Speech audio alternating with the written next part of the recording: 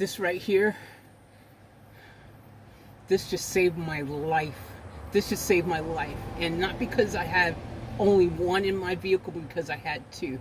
This is a carbon monoxide sensor. If I did not have two of these in my vehicle right now, I would not possibly be here right now, because this went off. This had over 90. It hit over 90 on here, which is really high for this. You know, like that's super high, and suddenly the alarm, it just hit 90 on this thing here.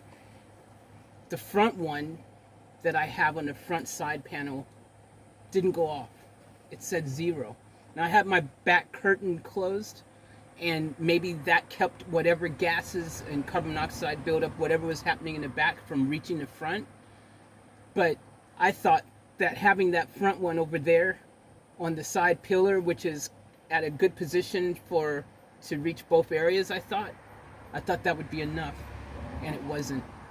So the fact that I have one of these in the back as well has been a lifesaver, literally. And I didn't even plan on originally having two of these in this vehicle. It just happened that way because I bought extras for my other vans that I had, which you guys know or have, and I never put them in the other vans, and it was in here, and I was like, well, you know, maybe it would be a good idea to have one in the back and one in the front. I actually started thinking that. It wasn't the original plan, but once it was here, I was like, you know, maybe that's a good idea, double the protection. Because if you guys have watched previous videos, you know that I've had the front one go off before, and that scared the hell out of me. And if I didn't have that, I can see how easily people die in vehicles. Like, this is no joke, man. Like, the first thing you need to get if you plan to live in a vehicle is a carbon monoxide sensor, and I recommend you get two. You get one for the front portion of your vehicle and one to handle the rear portion of your vehicle if you have a long vehicle. I cannot stress this enough. And it's the same with a car. If you are someone who's going to go on a road trip across the country and you're going to stay in your car, even, get a carbon monoxide sensor. I have fallen asleep in my car in the heat on the side of the road, and just not aware, because you sometimes just get so exhausted. And I woke up feeling really bad. I had a headache, I was groggy, I was covered. Like, they would have definitely, now that I understand all this, how it all happens and works, there would have definitely been a lot of carbon monoxide in the vehicle. I cannot stress this enough. You guys need to make that a priority today and get at least one of these. But I would say if you've got a big vehicle, get two. One for the front portion, one for the rear. For the price of this in US is probably about $25, $30 US back home. Over in Australia, they range between 45 and 65 depending where you go to buy it in Australian money. So get you this. This will save your life, okay? This will save your life. You hear stories of people dying in their vehicle, especially in the summer with the heat. The heat does something to the air. It must starve out the oxygen or create some type of reaction that causes it to become carbon monoxide. There's something that happens. I'm not an expert in that. All I know is that I've noticed when it's extremely hot, these things tend to go off a lot more if you don't have windows and doors and things open. So you know, you got to get good ventilation in your vehicle. I don't have good ventilation in this vehicle. I need to get like a roof vent or something in here. You guys have heard me talk about this for ages, but I hadn't done it because I put the 3 solar panels on the top and I didn't have space to put a proper vent on. But I definitely need to, as a priority, find a solution in here ASAP, because the rear, unless I open the side doors or this rear, I don't have any little windows or anything to keep fresh air. And the problem with this vehicle is usually I would at least have my front windows cracked, you know, a little crack in my front windows. But the battery has died in this vehicle now that it's been parked and unable to be driven since the van has died.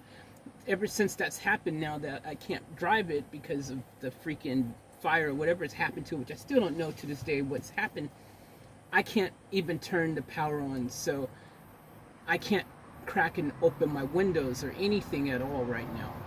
So, you know, even though I haven't been spending a lot of time in the van during the day, especially on hot days, I'm out working on my vehicles or doing something like that. So, you know, I haven't been in there much. With that being said, though, the doors have been closed, the windows have been closed. So carbon monoxide building up inside, it's easy to happen. So I've got my side door open right now, and I'm just gonna let this thing air out all day. But yeah, guys, it is scary when this thing starts beeping and going off. It is really loud, and frightening. It was so loud that my friend heard it in their house. In their house, my van was completely closed up, and they still could hear it in their house. And they rung to make sure I was conscious. And yeah, it's scary stuff. You only have seconds to act. Technically, you need to, when you hear this thing beep, you just need to get out and get fresh air ASAP, or you need to freaking make sure you can get fresh air in here ASAP, depending how high it is. If it's like, if this thing is like freaking over 100, just get out. Just don't even attempt to try to open doors and get air in quick. Just get the hell out. If it's like 30 or below, you know, if it's, I would say if it's below 100, but in particular, especially if it's only 30, if you can quickly open your doors quick enough in the windows, you should be able to get fresh air in quick enough. But don't play with your life. Don't risk it. Best thing I recommend is just get the hell out, and freaking, that's the best thing you can do. But look, for starters, just get one so you know that, you know, you're not getting carbon monoxide poisoning and risking your life. People die all the time from stuff like that. So get you 2 of these if you have a big vehicle, one in the front, and put it on the opposite side. So I've got these on opposite sides too. So this one's on the right side of my van. I currently have it in here. I am going to put it, you know, secure it either here, or I was thinking back here on this tank here, but I will secure it. I kind of have it here at the moment, which is fine. These are the sensor vents here, so it can, you know, still sense what's going on. So I've got that one there, and I've got one securely fastened to the side over there, which is the original one I've always had, and I always thought that would be enough.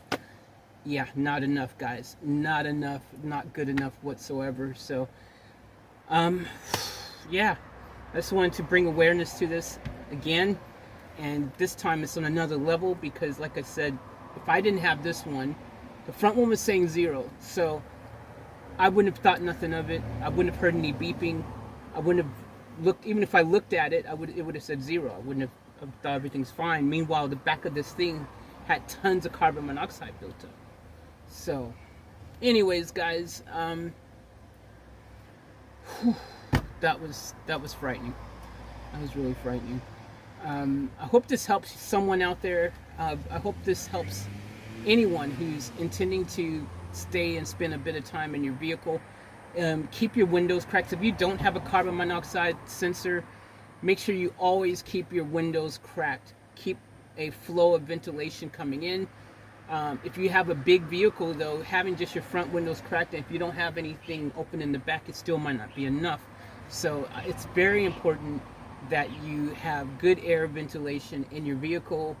And if you don't have that, and even if you do have that, I should say, you still need these carbon monoxide sensors, because this stuff can just sneak up on you. I had no idea, and the thing that sucked was I was freaking naked. I wasn't even dressed. I was freaking just here, and, you know, brushing my teeth, doing the things I normally do to get on with my day, and then freaking suddenly this thing started beeping. And, you know, when you're not dressed and you got suddenly an alarm situation and you're frantic, like, you know what I'm saying? Like, so it's really scary stuff. So you need to just always be prepared. Have the safety devices in your vehicle. I've got a smoke alarm here. This thing goes off sometimes too. I don't even know why. I don't even see smoke, but sometimes it beeps and I'm like, why is that beeping? Could be just checking the battery or something, I don't know, but it's still, just have your safety. I've got my fire extinguisher right here. I know where it is at all times. These are important things, guys. Do not take unnecessary risk in your vehicles, because you may live to regret it or not live to regret it. Alright, I'm gonna end this video. It's hot in here and I've turned that fan off so that I could freaking make this video without the fan blaring in the back. I still got this other fan on over here, which is a bit quieter, but I need both of them going on a day like today. It's super hot in here. So I hope this video helps you. I will chat to you guys again soon. Peace out. I love you, and keep it off tap.